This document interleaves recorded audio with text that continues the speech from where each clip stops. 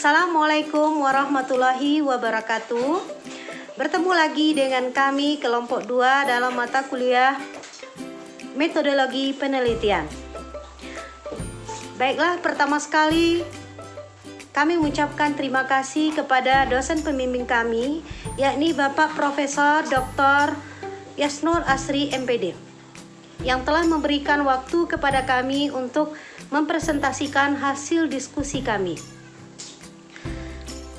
Yang kami hargai dan sayangi rekan-rekan seperjuangan. Baiklah, sebelum kita melanjutkan presentasi dari kelompok 2, ada baiknya kami memperkenalkan diri terlebih dahulu. Saya Ernawati dengan NIM 2017 4010. Rekan saya Dedi Saputra. Selanjutnya Dewi Permatasari. Dan satu lagi Khairatunisa. Baiklah, selamat menyaksikan presentasi kami.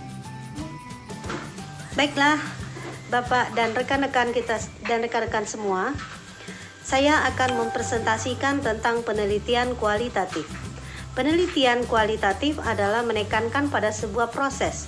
Kualitatif adalah data yang berbentuk kata-kata dan bukan angka. Biasanya data ini digunakan untuk menjelaskan karakteristik suatu sifat. Penelitian kualitatif waktunya tidak bisa ditentukan. Penelitian kualitatif juga menekankan sifat realita yang dibangun secara sosial. Realitas sepenuhnya tidak bisa dipahami, hanya bisa didekati. Nah, menggali dan memahami pikiran dengan alat interview dan pengamatan. Dan kita harus setia dengan yang namanya ideografik. Apa itu ideografik? Ideografik adalah disiplin ilmu yang lebih bersifat deskriptif untuk mengungkap fakta-fakta yang unik dan individual dalam fenomena tertentu. Adapun karakteristik dari penelitian kualitatif adalah yang pertama bersifat induktif. Kemudian juga bukan menguji hipotesis atau mengukur variabel. Prosesnya natural atau fleksibel. Kemudian sampel cenderung sedikit dan analisis secara mendalam. Macam-macam dari penelitian kualitatif ini yaitu yang pertama studi kasus, kemudian penelitian etnografi, fenomenologi, biografi, dan grounded theory.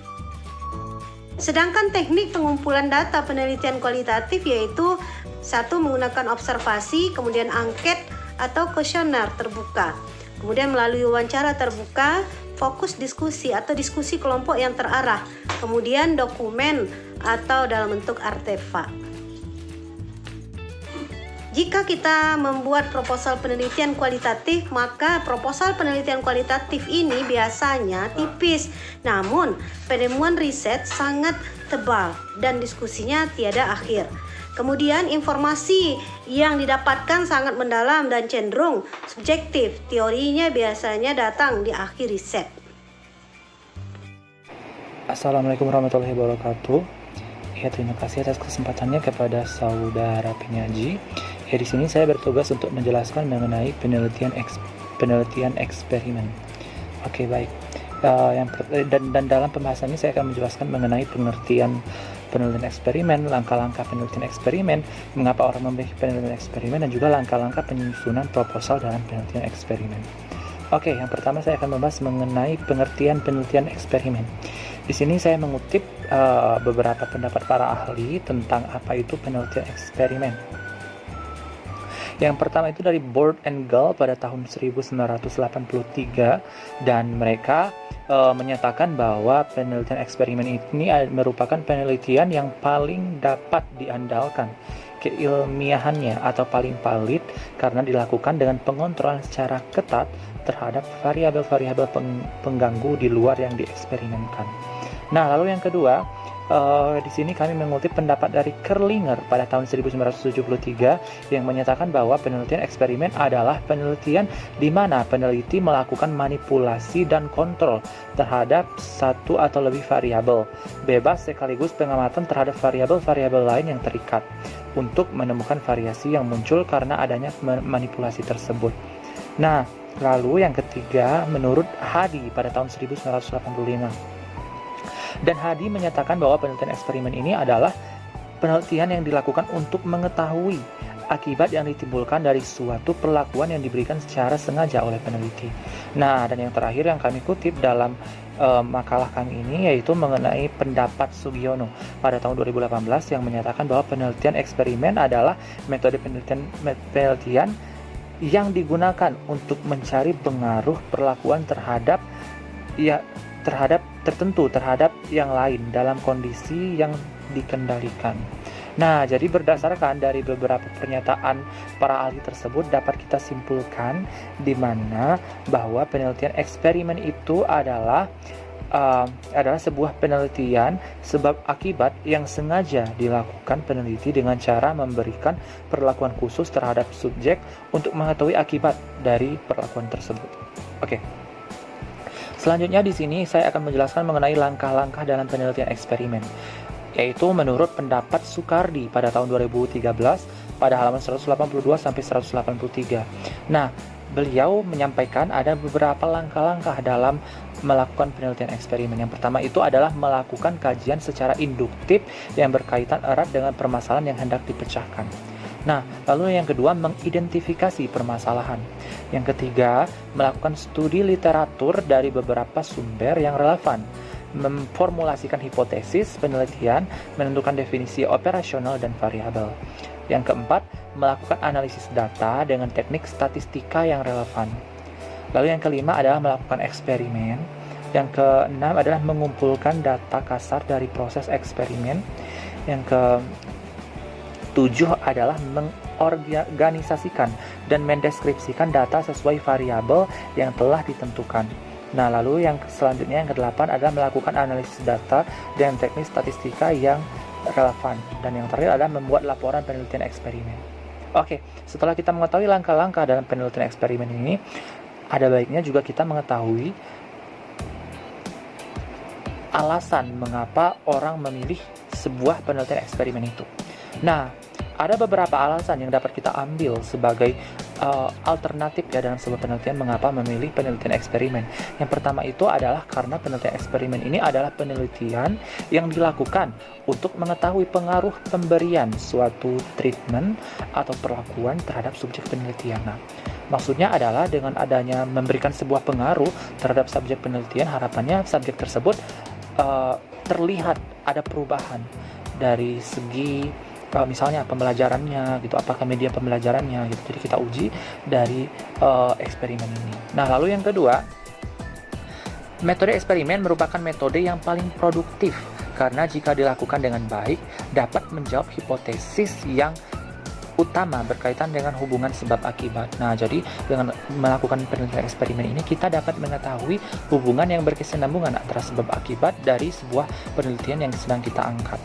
Nah, lalu yang ketiga, selain ada dua alasan sebelumnya, penelitian eksperimen dapat juga dipilih ketika melakukan penelitian di bidang pendidikan. Nah, penelitian eksperimen ini sering sekali digunakan dalam bidang pendidikan, seperti pendidikan sekolah gitu, sekolah dasar, sekolah menengah pertama, sekolah menengah atas gitu. Jadi dan juga di bidang perkuliahan seperti itu. Dengan melakukan sebuah eksperimen tentunya kita dapat membandingkan satu kelas yang diberikan pengaruh dan kelas yang tidak diberikan pengaruh seperti itu, atau kelas yang dieksperimenkan. Nah, lalu yang terakhir, alasan seseorang memilih sebuah penelitian eksperimen itu adalah penelitian ini juga bisa dilakukan untuk menguji hipotesis tentang ada tidaknya pengaruh tindakan itu jika dibandingkan dengan tindakan lain, atau melihat kondisi atau pengaruh sebelum dan sudah diberi perlakuan kepada sesuatu atau sekelompok orang. Nah, jadi dengan penelitian eksperimen ini kita dapat mengetahui adakah pengaruh dari penerapan sebuah metode ataupun media ataupun modul pembelajaran terhadap suatu proses eksperimen tersebut seperti itu. Nah, oke, Dan yang terakhir dalam pembahasan ini adalah kita akan membahas mengenai langkah-langkah dalam penyusunan proposal penelitian eksperimen. Nah, langkah yang pertama itu adalah memilih dan menentukan topik penelitian dan syarat-syarat pemilihan topik. Lalu yang kedua adalah merumuskan latar belakang masalah. Nah, latar belakang masalah ini adalah masalah apa yang akan kita angkat dalam penelitian eksperimen itu. Lalu yang ketiga adalah membatasi rumusan masalah. Nah, setelah kita temukan sebuah permasalahan, kita batasi. Misalnya, pengaruh media gambar terhadap hasil pembelajaran kelas MIPA 1 misalnya SMA Negeri 3 Merangin. Jadi dengan demikian kita batasi sebuah permasalahan sehingga kita bisa fokus terhadap titik penelitian yang telah kita tentukan. Nah, lalu yang keempat adalah menilai rumusan masalah penelitian. Nah, setelah kita rumuskan sebuah permasalahan, rumusan masalahnya, lalu kita menilai rumusan masalah tersebut. Apakah setelah layak untuk kita uji, ataukah masih perlu kita pertimbangkan lagi gitu. Jadi ya dengan demikian penelitian kita itu bisa berjalan seefektif mungkin. Nah, lalu yang kelima adalah merumuskan tujuan penelitian. Nah, setelah kita rumuskan tadi permasalahan yang akan kita teliti, lalu kita rumuskan tujuan penelitiannya gitu. Untuk apakah, memecahkan masalah apakah, serta apa solusi yang kita terapkan. Lalu yang keenam adalah merumuskan manfaat penelitian atau kegunaan penelitian. Jadi setelah kita merumuskan masalah, merumuskan tujuan, kita rumuskan juga atau kita jabarkan juga mengenai manfaat atau kegunaan dari penelitian. Apakah untuk apa dan seperti apa, seperti itu. Oke, lalu langkah yang ketujuh adalah merumuskan definisi operasional atau batasan istilah. Nah, jadi setelah kita memilih sebuah topik, merumuskan permasalahan, merumuskan tujuan penelitian, merumuskan manfaat atau kegunaan penelitian, setelah itu kita bataskan istilah-istilah operasional yang kita gunakan. Apakah tentang apa, subjek apa, objek apa, itu akan kita batasi pada penelitian eksperimen ini. Lalu yang kedelapan adalah merumuskan asumsi atau anggapan dasar. Nah, jadi setelah kita merumuskan semuanya tadi yang telah dijabarkan, kita merumuskan sebuah asumsi atau pendapat atau anggapan kita terhadap apa yang dasar yang kita teliti tadi gitu. Lalu setelah itu baru kita merumuskan sebuah hipotesis. Dari asumsi atau anggapan tadi yang telah kita rumuskan, kita baru merumuskan sebuah hipotesis. Apakah dengan penelitian ini mampu meningkatkan ini, ataukah apakah dengan penelitian ini memberikan pengaruh seperti itu. Jadi kita merumuskan sebuah hipotesis yang kita rasa akan terjadi pada akhir atau hasil penelitian kita kelak. Oke, selanjutnya itu adalah merumuskan ringkasan tinjauan teoritis. Nah, jadi teori-teori semuanya akan kita kumpulkan, akan kita satukan dari berbagai sumber, dan tentunya pada bagian ini ya kita kaji berbagai macam literatur yang ada di dalamnya untuk menunjang penelitian kita yang sedang kita buat. Lalu yang selanjutnya adalah memilih dan menentukan metode penelitian. Nah, jadi setelah kita pilih dan setelah kita rumuskan semua yang telah saya jabarkan sebelumnya, maka kita pilih metode penelitian yang akan kita gunakan. Apakah metode penelitian kualitatif ataukah kuantitatif, ataukah mix method, kuantitatif dan kualitatif, ataupun metode penelitian lainnya seperti itu. Nah, lalu yang ke-12 adalah memilih dan merumuskan teknik penelitian. Jadi teknik penelitian kita ini yang akan kita gunakan itu apakah seperti apa, seperti itu. Apakah menggunakan teknik lingual padan, intralingual, ataukah teknik analisis teknik yang seperti apa gitu. Di sini kita jabarkan di dalam laporan penelitian eksperimen kita ini. Nah, oke, selanjutnya adalah menentukan sumber data yang meliputi populasi dan sampel. Nah, jadi kita pilih populasi atau sampel untuk penelitian kita ini gitu. Populasinya apakah di sebuah SMP, misalnya di SMP Negeri 6 Kerinci, lalu sampelnya itu misalnya kan di SMP Negeri 6 Kerinci itu ada kelas 7 dan terdiri dari misalnya 10 kelas gitu kan. Nah, jadi kita pilih sampelnya itu kelas apa, misalnya kelas 7A atau kelas 7D gitu. Nah, lalu yang ke-14 adalah merumuskan sistematika penulisan laporan penelitian. Jadi kita rumuskan sistematika penulisan penelitian mulai dari pendahuluan, kajian teori, metode penelitian, hasil dan pembahasan, penutup dan sebagainya. Seperti itu. Lalu yang ke-15 adalah menyusun agenda pelaksanaan penelitian. Jadi setelah kita buat sebuah rancangan tersebut, kita susun sebuah agenda pelaksanaan penelitian. Jadi pelaksanaan kita itu apakah seperti apa, sistematikanya seperti apa, langkah-langkahnya seperti apa, dan di sana kita jabarkan semuanya secara keseluruhan. Dan yang ke-6 adalah menyusun daftar pustaka sementara. Jadi setelah kita kaji tadi beberapa kajian teori yang telah kita dapatkan dan juga beberapa hasil penelitian yang relevan, maka kita buat atau kita rumuskan beberapa daftar pustaka sementara gitu. Dan ini juga belum final karena kan kita belum melakukan penelitian dan belum melakukan finishing atas apa yang telah kita teliti tersebut. Jadi seperti itulah kira-kira tentang bentuk dari penelitian eksperimen, mulai dari pengertiannya, mulai dari langkah-langkahnya, lalu yang ketiga juga alasan memilih penelitian ini dan juga langkah-langkah penyusunan penelitian ini sendiri. Sekian dari saya. Dilanjutkan oleh penyaji selanjutnya. Kita sudah mengetahui pengertian penelitian korelasional, dan kita juga wajib tahu apa sih tujuan dari penelitian korelasional ini, yaitu untuk mengetahui sejauh mana variasi-variasi pada satu faktor berkaitan dengan variasi-variasi pada satu atau lebih faktor lain berdasarkan pada koefisiensi korelasi.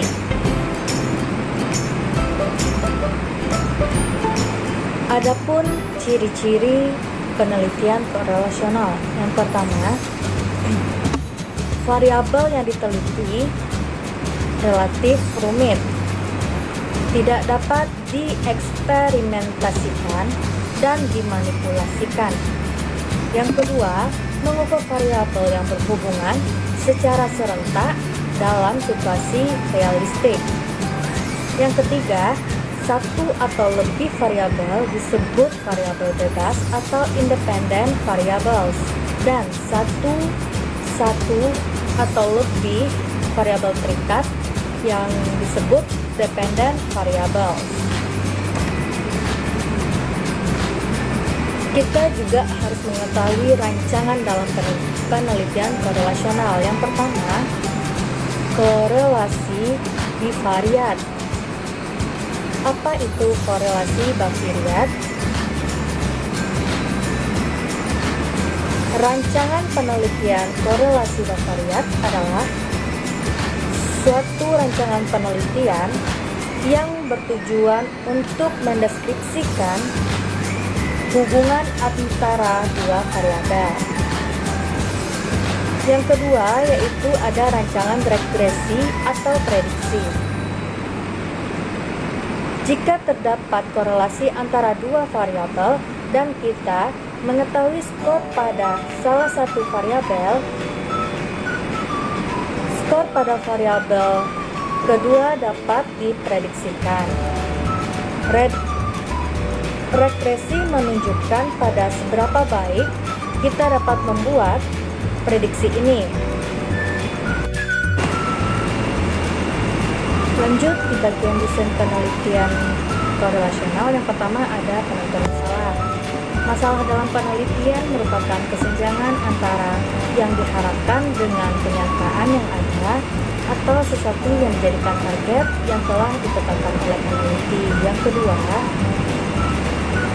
ada peninjauan masalah atau studi kepustakaan untuk memperoleh landasan teori, kerangka berpikir, dan kemampuan dugaan sementara sehingga peneliti dapat mengerti, mengalokasikan, mengorganisasikan, dan menggunakan variasi pustaka pada bidangnya. Yang ketiga ada rancangan penelitian atau metodologi penelitian. Yang keempat ada pengumpulan data. Data yang dikumpulkan dengan instrumen-instrumen tersebut haruslah dalam bentuk angka. Yang kelima ada analisis data. Pada dasarnya, analisis dalam penelitian korelasional dilakukan dengan cara mengkorelasikan hasil pengukuran suatu variabel dengan hasil pengukuran variabel lainnya. Lalu di bagian akhir ada kesimpulan. Kesimpulan di dalamnya itu berisi tentang analisis deskripsi dan pembahasan tentang hal yang diteliti dengan menggunakan kata-kata yang mudah dipahami oleh pembaca secara ringkas. Assalamualaikum warahmatullahi wabarakatuh.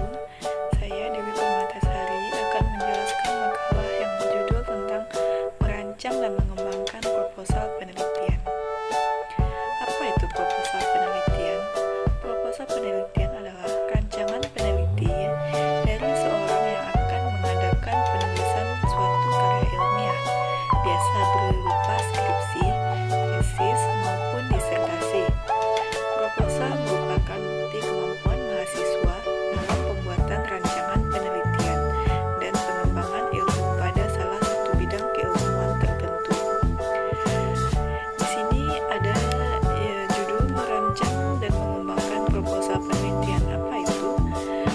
Penyusunan proposal biasanya dimulai dengan pengajuan judul kepada dosen pembimbing. Proposal penelitian disusun dari judul sampai kepada metode penelitian dan ditambah dengan lokasi, target waktu penelitian, dan daftar pustaka.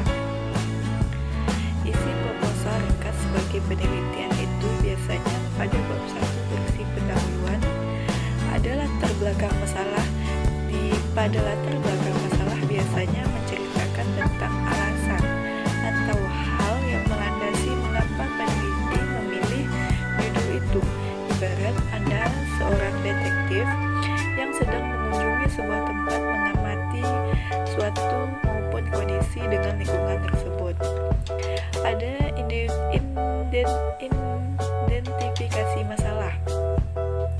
Konsep identifikasi masalah yaitu proses hal pengenalan masalah atau inventarisasi masalah, dengan kata lain yang sering disebut proses penelitian, yang boleh dikatakan paling penting di antara proses lain.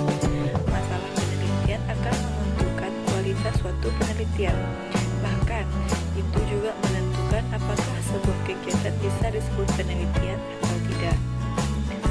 Selanjutnya, ada rumusan masalah, yaitu ruang lingkup masalah atau membatasi ruang lingkup terlalu luas, yang sering disebut pembatasan masalah.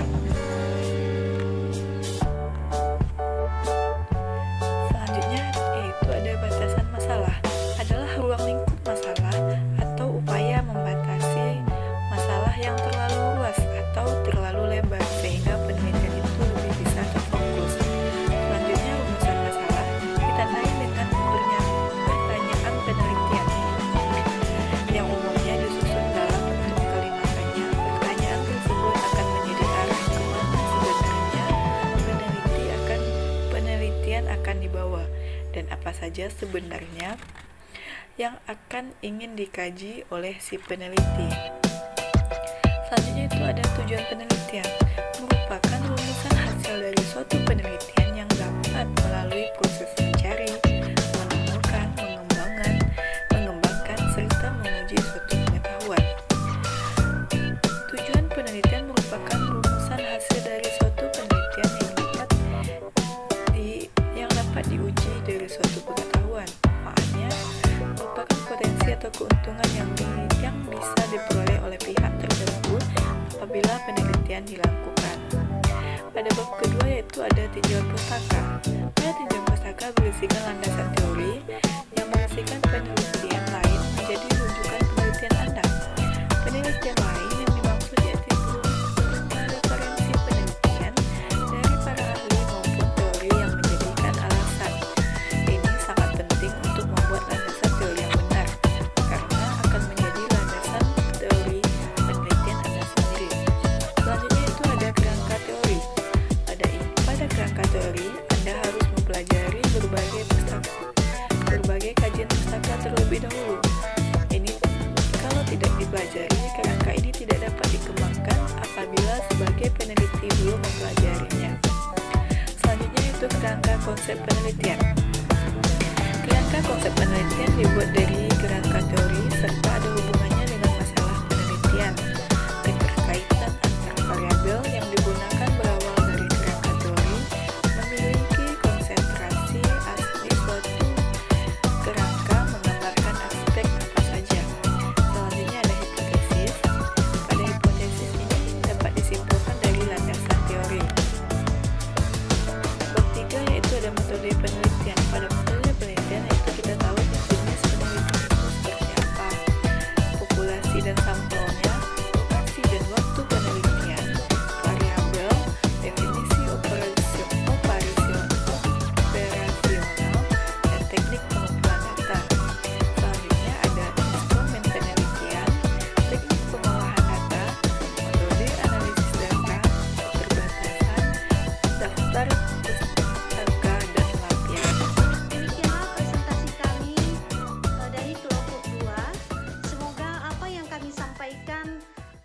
bermanfaat bagi kita semua.